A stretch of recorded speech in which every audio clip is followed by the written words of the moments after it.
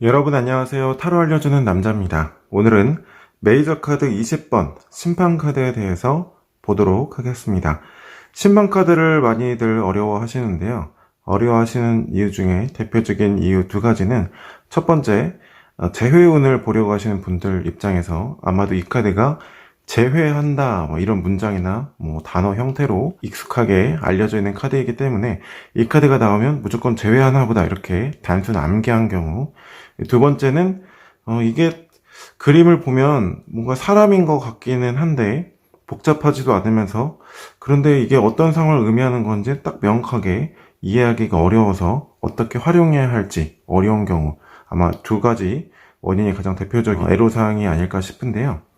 그림의 이미지를 보시면 사람들이 이렇게 서 있는데 사실 사람은 아니고요. 시체들입니다. 여기 이 시체들이 일어나는 곳은 관을 의미하고요.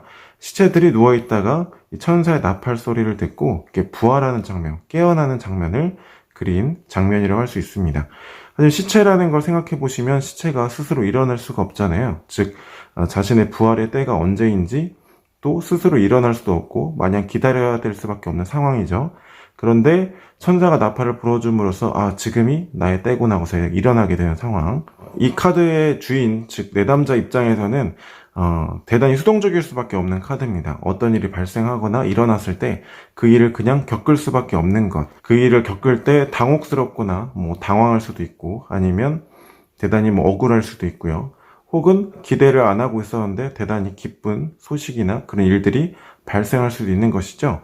즉 대단히 카드의 성질은 내담자 입장에서 수동적일 수 있고, 어떠한 때라는 것이 있는데 그 때라는 것이 내가 어떤 기대하거나 또 예상할 수 없는 타이밍이고, 또 그런 일이 일어났을 때 당혹스러울 수도 있고, 또 대단히 기쁘거나 다시 부활하는 어떤 기회적인 측면으로 볼 수도 있는 그런 성질을 가진 카드다, 이렇게 좀 이해하시면 될 것 같습니다. 수비학적으로 20번 심판카드는 우리가 지금껏 공부했었던 고여사제라든지 정의카드에서 말했던 그 기준들과 이 운명의 수레바퀴 어떤 사이클이 동시적으로 적용되는 카드라고 할 수 있겠는데요.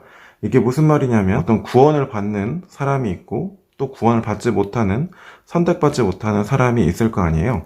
근데 그런 기준이 무엇이냐를 물었을 때 객관적으로든 주관적으로든 혹은 물질적으로든 내면적으로든 합당한 적정 수준을 자격을 갖춘 사람만이 이 선택의 기회 또 부활의 선택을 받을 수 있다는 것입니다. 즉 앞서 모든 사이클이라 함은 경험들 다 겪고 났을 때 맨 마지막에서 어떤 면에서 보더라도 합당한 기준, 적정 수준의 기준에 도달한 사람만이 이 심판의 기회를 받을 수 있다. 무엇이 본질인지 알고 있을 때, 그럴 때 객관적으로든 주관적으로든 이런 기준에서 합당한 선택을 받을 수 있는 카드다, 이렇게 생각하시면 되겠습니다.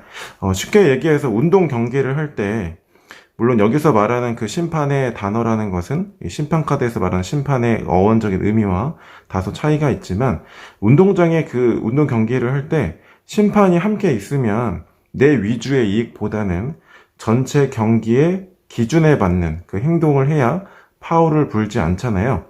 하지만 나는 내 주관대로 생각했을 때, 내 입장으로만 생각했을 때 잘했다고 생각했는데 갑자기 파울을 불거나 반칙이라고 선언을 하면 되게 억울하고 황당하고, 왜 나에게 갑작스럽게 이러한 일이 일어나는지 좀 당황스럽겠죠. 네, 이렇게 심판 카드가 나왔을 때 주변에 함께 나온 카드들을 보고 개인의 욕심이라든지 또는 대단히 수동적이라든지 또는 대단히 무력적이거나 욕망적이라든지 결과에 대해서 좀 예측을 못하고 있다든지, 혹은 난 당연히 이런 결과를 받을 수밖에 없겠지, 이렇게 자만하고 있다든지, 이런 어떤 흐름으로 해석이 됐을 때는 심판이라는 카드는 그렇게 긍정적인 의미가 아닐 수도 있습니다. 그래서 심판 카드를 다시 한마디로 정의하면 내담자 입장에서 주도적으로 정의하거나 만들어갈 수 없는 어떠한 사건이나 이벤트, 일일 수 있는데, 그게 선택의 여지가 없는 그 일이 갑자기 어쩔 수 없이 발생한 겁니다. 그런데 그러한 사건이나 일이 내담자 입장에서 당황스러울 수도 있고, 혹은 대단히 억울할 수도 있고요. 또는 다시금 부활의 기회가 주어져서 기쁜 소식이 찾아왔다고 느낄 수도 있습니다. 그렇게 판단할 수 있는 거는 앞서 주변에 함께 등장한 카드라든지 고민상을 비추어 봤을 때, 이 심판의 기회는 내담자에게 긍정적인 어떤 결과구나, 혹은 그냥 갑작스럽게 일어난 어떠한 일이나 사건이구나, 이렇게 판단해 볼 수 있습니다. 심판카드 실전에서는 이렇게 적용이 될 수 있습니다. 어디까지나 타로카드 공부를 위한 예시일 뿐 참고적으로만 봐주시면 감사하겠습니다. 고정적인 정답이 아니에요. 타로카드 입문하시는 분들이 많이 이 영상을 보고 계실 거기 때문에 최대한 쉽게 기초적으로 리딩을 해보도록 하겠습니다. 네, 올해 안에 취업이 될 수 있을까요? 라고 물어봤다고 해볼게요. 20대 후반의 남성분이다, 이렇게 가정하고, 아마도 그 남성분은 취업하고자 하시는 그 분야나 회사에 오랫동안 꿈을 가지고 지켜봐 왔고 노력해 왔을 것으로 보여집니다. 하지만 시기적으로 공채라든지 본인의 때가 오지 않아서 지금은 조금 과거에 어려움을 겪었던 것으로 보여지고요.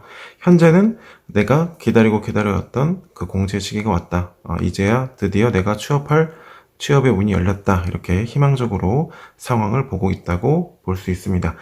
결과적으로 내가 원하는 곳에 충분히 합격할 수 있을 것이다. 그리고 내가 취업하는 그 시기가 올 것이다. 이렇게 볼 수 있겠습니다. 네, 실전에서 심판카드 이렇게 적용이 될 수 있습니다. 몸에 병이 없기를 바라지 말라. 몸에 병이 없으면 탐욕이 생기기 쉽다. 세상살이에 곤란 없기를 바라지 말라. 세상살이에 곤란이 없으면 남을 업신여기는 마음과 사치한 마음이 생기게 된다. 공부하는데 마음에 장애 없기를 바라지 말라.